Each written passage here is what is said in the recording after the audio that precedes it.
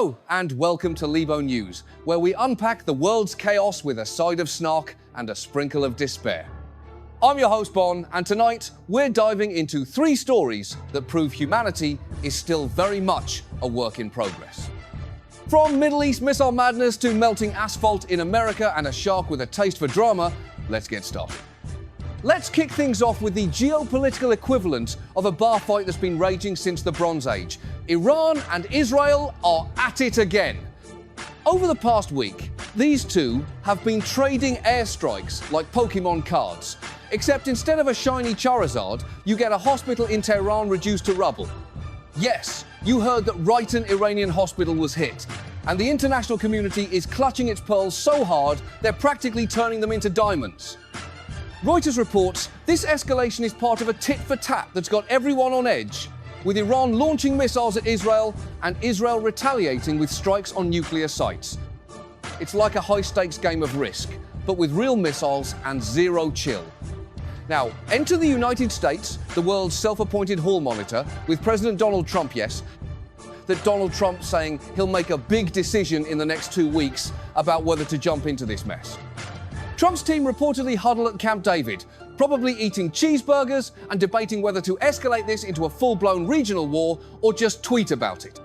According to Reuters, Trump's warned Iran against further attacks, while Israel's prime minister is out here claiming they're on the path to victory.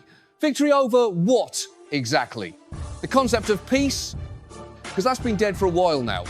Why does this matter? Well, if the US decides to get involved, we're not just talking about a few more sanctions or strongly worded letters.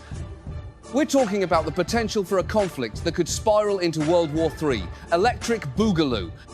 Iran's already dealing with internal chaos. Thousands are fleeing Tehran as airstrikes intensify and Turkey's beefing up border security like it's preparing for a Black Friday sale.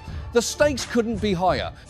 If America jumps in, it's not just about Iran and Israel anymore. It's about oil prices, global trade, and whether we all get to enjoy our Netflix subscriptions in 2026. So, buckle up, because this soap opera's next episode might be written in missile smoke. Next up, let's talk about the weather, because apparently Mother Nature has decided to crank the thermostat to surface of the sun.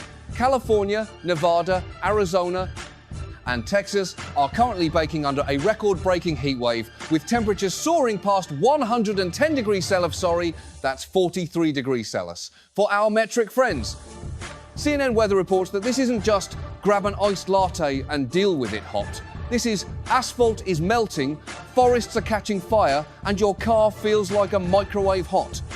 Clips of people frying eggs on sidewalks are going viral, because apparently we've reached the point where cooking breakfast on the street is a personality trait. The CDC is sounding the alarm, warning that the elderly and kids are at serious risk of heat stroke and heat-related illnesses. Google and X searches for heatwave symptoms and power grid risk are spiking, because nothing says summer in America like worrying if your AC will survive the next blackout. And let's not forget the human toll. Videos of homeless folks struggling in this inferno are breaking hearts across social media. It's a stark reminder that while some of us can hide in air-conditioned offices, others are out there literally melting. Why is this a big deal? Beyond the obvious, nobody wants to live in a dystopian oven. This heat wave is a screaming neon sign that climate change isn't just a buzzword, it's a reality. Power grids are straining, wildfires are popping off like bad Tinder dates, and we're all one bad day away from fighting over the last bag of ice at 7-Eleven. This isn't just a heat wave, it's a preview of what summer might look like every year if we don't get our act together. So maybe, just maybe, it's time to stop treating climate change like a political opinion and start treating it like the existential crisis it is. Finally, let's swim over to Hilton Head Island, South Carolina, where a 12-year-old girl had a very bad day at the beach. She was wading in shallow water when a shark decided her leg looked like a particularly tasty appetizer. Thankfully, she was rescued quickly and is recovering. But the story has taken the internet by storm. ABC and Fox are covering it like it's the moon landing, and TikTok is flooded with millions of views of shark attack reenactments, because apparently Gen Z processes trauma through dance challenges. Now look, shark attacks are rare statistically, you're more likely to be struck by lightning while winning the lottery. But every summer, these stories turn America into a nation of armchair marine biologists, clutching our floaties and side-eyeing the ocean. The media frenzy doesn't help. Every news outlet is out here acting like Jaws is a documentary, and suddenly everyone's Googling how to punch a shark in the nose. Spoiler, you probably shouldn't try that. Why does this matter? Well, beyond the obvious sympathy for this poor kid, it's a reminder of how our fascination with nature's wild side can sometimes overshadow the bigger picture. Sharks aren't out here plotting world domination. They're just doing shark things in their own backyard. Meanwhile, we're the ones turning their home into a warmer, weirder place with climate change. Maybe instead of freaking out about the occasional nip, we should focus on keeping our oceans healthy so sharks don't have to resort to snacking on tourists. Just a thought.